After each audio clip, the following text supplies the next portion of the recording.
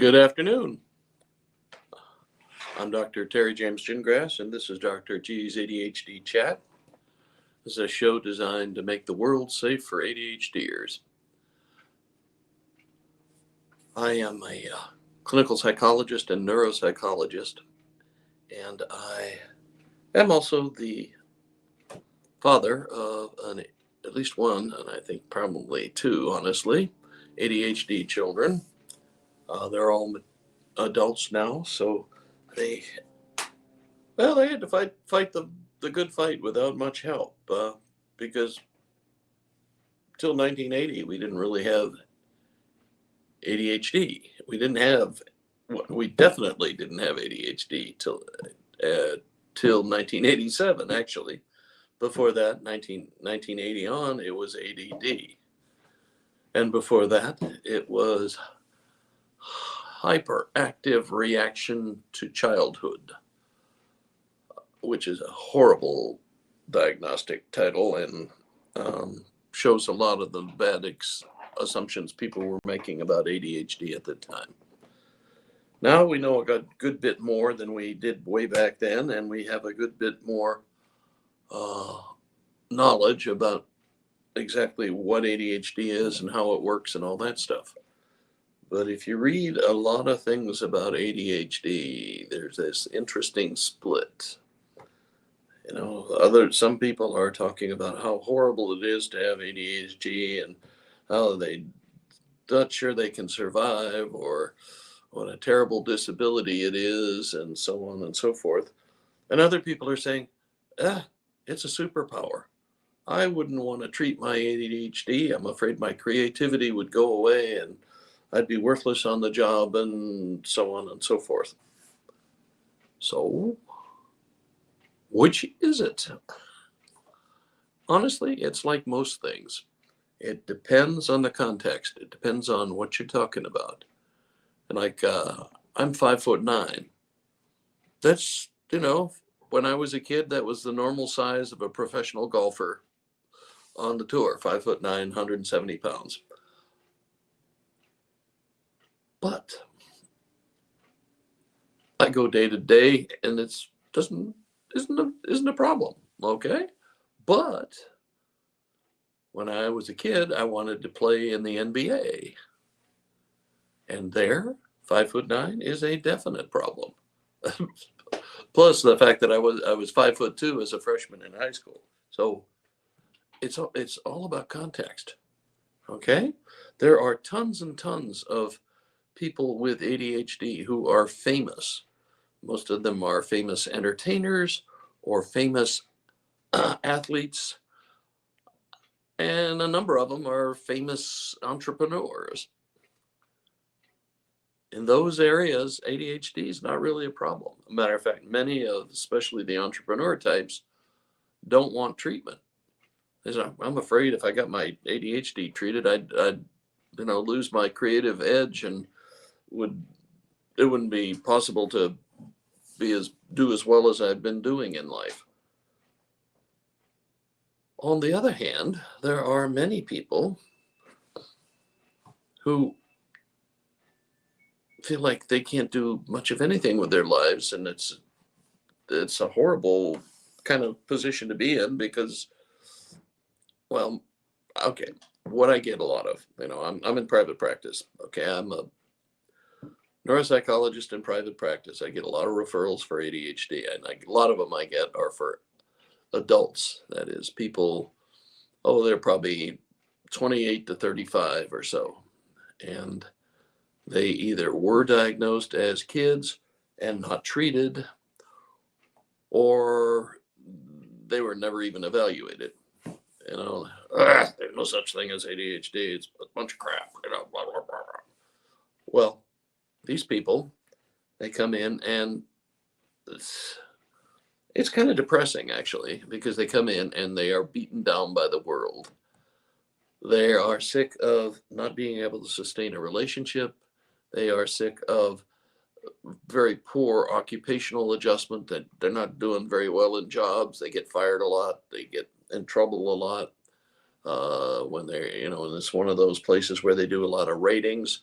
their ratings, their job evaluation, job performance evaluations are not good. They're just sick of it, and they think they're not sure exactly what's going on. They've heard of this ADHD stuff, but they're not sure that they've got it, and they're not sure that's the explanation. Many of them have convinced themselves that they're just not very bright. There's sad sack kind of thing. I was never any good in school. I'm just a average kind of person or below average kind of person. Which, okay, the deal with all of this stuff, it's all about motivation. That is the most important thing in life. It is way more important.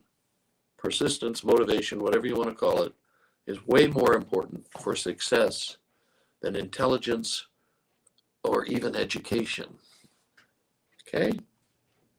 That's just the way it is. You look at guys like Tony Robbins. Tony Robbins has virtually no formal education, but he's one of the most respected personal development experts in the world. He has a vast fortune. He does a lot of good in the world. He sponsors charities. He's a mensch. Anyway, so how did he get so far along without the edge that having a good and he definitely did not have a successful background. He was in extreme poverty. Somehow he overcame it all. No, not somehow. He took chances on himself. He got training, not formal educational training, but training nonetheless by experts in the field of personal development. And now he's, like I said, one of the foremost experts in the world. And he holds his own with all of us people with the funny initials after our name. He does very well. He's very articulate. Anyway, persistence, motivation, that did it for him. The other thing is, people are individual in their talents. And not everything we do, the number one thing that gets people probably in trouble as kids, the education system. Okay? It's not very flexible. Okay? If you're a certain kind of person, you'll do extremely well. If you're different, you're going to have troubles. You're going to be beating your head against the wall the whole time you're in school. That is a problem. And then also, being able to do well in school is not the same as not being smart. And it's definitely not the same thing as not being talented.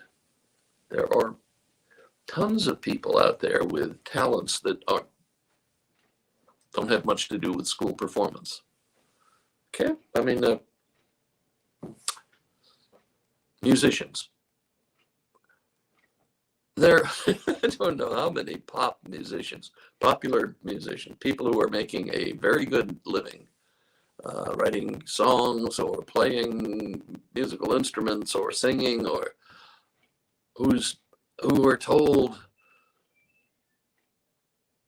when they were in school that you're not very musically inclined, you're not very good at this and this, that, and the other. Okay, it's the old, if you're so dang smart, why ain't you rich kind of thing. When you think, when I was in school, I took one business administration course and decided, wait a minute, this guy knows the theory, but he's never been in the trenches. So I'm not sure I want to try to learn from him. But it's people who have skills and are encouraged to develop those talents. Well, there we run into a trouble word. Okay? Talent is more about what you work at learning than anything. If you're a good athlete, you probably came from a family of athletes, and your parents probably worked very hard at teaching you whatever athletic skill they were well versed in anyway, that they did well in. And, one of the problems you have in Little League and so on with coaching is that coaches tend to believe in talent. They believe, oh, your brother was a great ball player, so you're going to be a great ball player too. Not so much, okay? My dad is a golf pro, and I am living proof that golf talent is not genetic. It is not a talent that you inherit. Oh, well, your dad's a good golfer. You must be good too. Sorry, it doesn't work that way. You got to work your fanny off in an environment that's conducive to the way you learn about stuff. So we have a lot of people who did really well in a certain sport. We have a lot of people who do really well in a certain kind of music. We have a lot of people who are great at wheeling and dealing. They just love to make deals with people. They love to trade their toys when they're kids for something they like better. And they love to sell stuff. They love going to door and selling Little League candy or whatever. Those are the skills that they will make their mark with. I mean, we've got like Michael Phelps, okay? He is ADHD, bad ADHD. Probably the only thing that got him through school was the fact that his mother was a principal in the school system. And she knew that, she had to develop some compensatory activities for this kiddo or he was going to go down the tubes. So he became a swimmer, perhaps the best swimmer we've ever had. And he worked his fanny off. He worked very hard to get to that point. Now, was his ADHD a help or a hindrance in that? Probably didn't have a whole lot to do with it. I mean, it was the fact, though, that a lot of times people develop really great skills as compensations, okay? They're not doing well in school and they hate school and they rather do almost anything, but they know how to swim or run or play soccer or hit a baseball or dunk a basketball or any of those things. And they work really hard at that, You see all these kids, now that we have AAU teams and all that stuff, these kids are driven and they are working like crazy to develop their skills in whatever sport they're in. But many of them do it because they don't have other options. So it helps them compensate. They work really hard, twice as hard as anybody else does at basketball because they have trouble reading and paying attention and don't do that well in school and aren't that interested, honestly. Okay, so this is all very complicated, and I'm not. I'm sure you're catching the idea that this is a complicated question. Okay, and there are as many people who think that there's nothing special about ADHD in terms of creativity or sense of humor or hyperfocus. They don't even, don't believe in that. Now, hyperfocus is one of those things that most ADHDers have had some episodes of that, and that's basically where they overfocus on something. And get lost in space with it and work at it for 6-8 hours without even noticing that the time has passed by. Well, if this is on something that they can apply to making a living or apply to something productive, great, not a problem. But there's no guarantee that that's what it is. I know there are professional video game players out there in the world. I also know that there are a lot of kids who just waste time with games and aren't doing anything that helps them get through school or get out there in the world and make a living and that kind of stuff. I mean, I had one patient who basically lost a year of high school, and he was a bright kid. He lost a year of high school because all of a sudden he just kind of, yep, I'm down in the basement playing video games, and that's all I'm going to do, all I want to do. On the other hand, if you use all your energy and time to be really good at video games, who knows? You might be able to make a living doing that. I mean, when they first started video games, nobody could make a living doing that, but now you can. And that's the thing with parenting an ADHD kid. You have to be a little bit flexible, okay? Just because everybody in your family is a lawyer doesn't mean your ADHD kid has to be a lawyer. Matter of fact, if I were going to pick a single profession that I think that ADHDers might have some trouble with, it'd be ADHD, just because you're reading all this boring legalese, jargony kind of language. And the exception to that is lawyers who do a lot of courtroom work. They seem to love the conflict in court, and that kind of, I think, jacks them up, livens them up, and makes them feel good and feel active, and that's what they want to do with their lives, and they're pretty good at it. They can make enough money that they can hire assistants to actually do the research for them. There are ways around almost everything, ways to compensate, and that's what we're talking about as a huge problem and a huge thing to learn, because you have to teach, as a parent, you have to teach compensatory strategies. You got to teach, okay, you have troubles with this. Well, what are you going to do about it? What are we going to do about it? What can I help you learn to do so you can handle it better?